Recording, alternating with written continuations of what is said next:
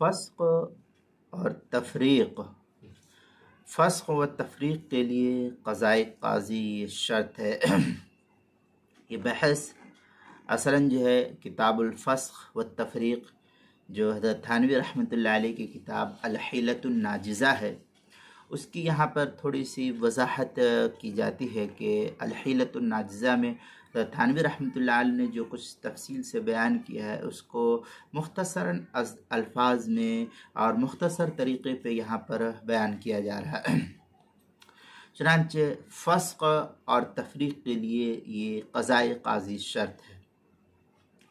मसलन अगर किसी माक़ूल उज़्र की वजह से मियाँ बीवी के दरमियान इत्तेफाक नहीं हो पा रहा है और दोनों आपसी रज़ामंदी से ज़िंदगी गुज़र बसर करने पर राज़ी नहीं है, तो शौहर से इस सूरत में औरत तफ़रीक़ का मुतालबा कर सकती है। और शौहर तलाक़ देने पर राज़ी अगर ना हो, मसलन उसको जुनून की कैफियत तारी हो गई, जुनून की वजह से शरई एतबार से उसकी तलाक़ मोतबर नहीं है, या ये कि मफ़क़ूद होने शौहर गायब हो गया, जैसे आजकल होता है, शौहर को आदमी को किडनैप कर लिया जाता है या छुपा दिया जाता है या मार दिया जाता है, पता ही नहीं चलता है। तो शौहर के मफ़क़ूद होने की बिना पर उससे कोई राब्ता भी नहीं हो सक रहा है, या किसी फ़साद में मर गया या कहीं गया वहीं ख़त्म हो गया, पता ही नहीं चल रहा है।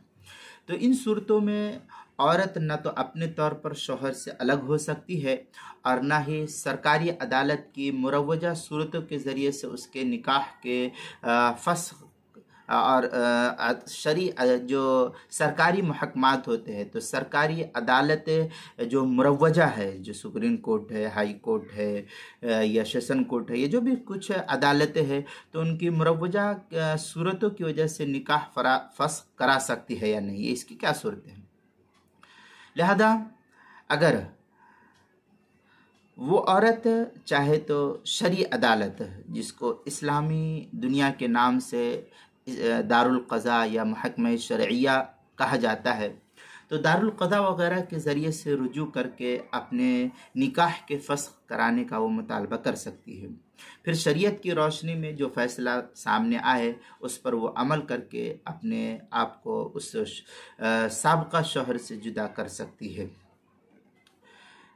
अब ये तफसील का ख़ुलासा ये है, जिसको मनहुल जलील शरह मुख्तसर अल खलील के अंदर भी नक़ल किया है। ख़ुलासा ये है कि फ़स्क़ और तफ़रीक़ के अक्सर मामलात में क़ज़ाए क़ाज़ी शर्त है। क़ज़ाए क़ाज़ी यानी काज़ी का जो फ़ैसला होता है वो शर्त है।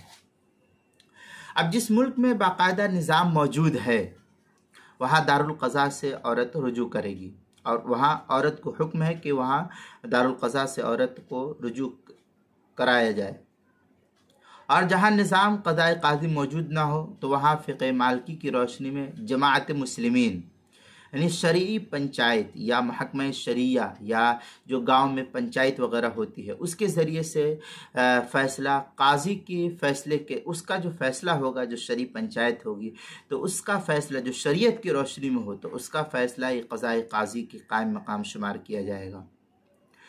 इस कमेटी के कम से कम 3 अरकान होनी चाहिए, जो क्या नाम है पंचायत हो, जो सब के सब सिक़ा आदिल हों और अहले इल्म होना ज़रूरी है, शरई मसाइल को जानने वाले हो, और फ़स्क़ व तफ़रीक़ के फ़ैसले पर इत्तिफ़ाक़ राय से सबकी राय मुत्तफ़िक़ हो जाए, और अज़ अव्वल ता आखिर पूरी कार्रवाई में शरीक रहे कि शुरू से लेकर के आखिर तक क्या सूरत हाल पेश आई है।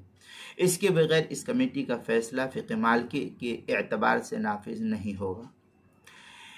इसलिए ऐसे सभी मामलात में उन शर्त का लिहाज रखना ज़रूरी है जिसको शरीयत ने नाफिज किया है।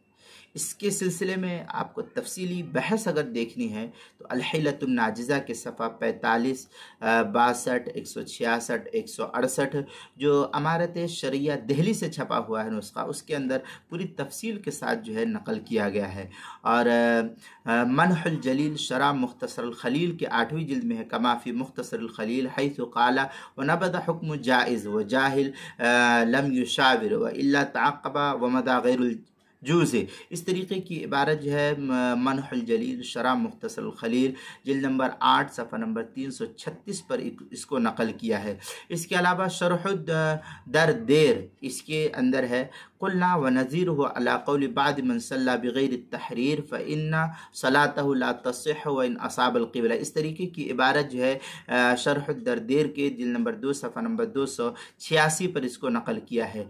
हिदायत के अंदर है, व नज़ीर हो माफ़ी कतबना मिन अन्नल हुक्मैनि इदा इख्तलफा ला यनफ़िज़ु हुक्म अहद मिनहुमा।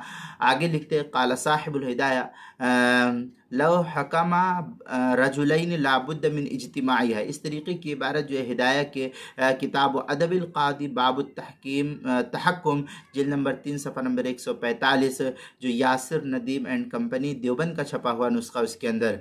इसी तरीके से मज़ीद आगे जो है हिदायत ही के अंदर है, कुलना फ़कमा अन्ना तफ़वीज़ुल ख़समैन लिल हकमैन यक़्तज़ी इज्तिमाउ राइहिमा अला हुक्मिन वाहिद। इस तरीके की इबारत हिदायत दूसरी जिल्द सफ़ा 257 पर भी इसको नकल किया है।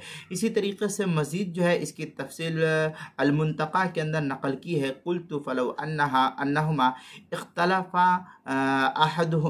इख्तलफ़ा फ़तल्लक़ अहदुहुमा वलम युतल्लिक़ आखिर क़ाल इज़न ला यकूनु हुनाका फ़िराक़। इस तरीके की इबारत फिर आगे है मुंतक़ा के अंदर, वलौ हुक्मुल मुतखासिमानि रजुलैनि फ़हुक्मु अहदुहुमा वलम यहकुमुल आखिर। इस तरीके की इबारत मुंतक़ा जिल्द नंबर 2 सफ़ा नंबर 5 जिल्द नंबर 5 सफ़ा नंबर 227 बहवाला अल-हिलतुन नाजिज़ा सफ़ा 60 और 61 जो नया छपा हुआ नुस्खा है क्या नाम है अमारत शरिया हिंद दिल्ली का, उसके अंदर। इसी तरीके से किताबुल मसाइल की 5वीं जिल्द सफ़ा 260 और 261 पर भी इसकी काफ़ी तफसीली बहस नकल की गई है, वहाँ देखा जा सकता है।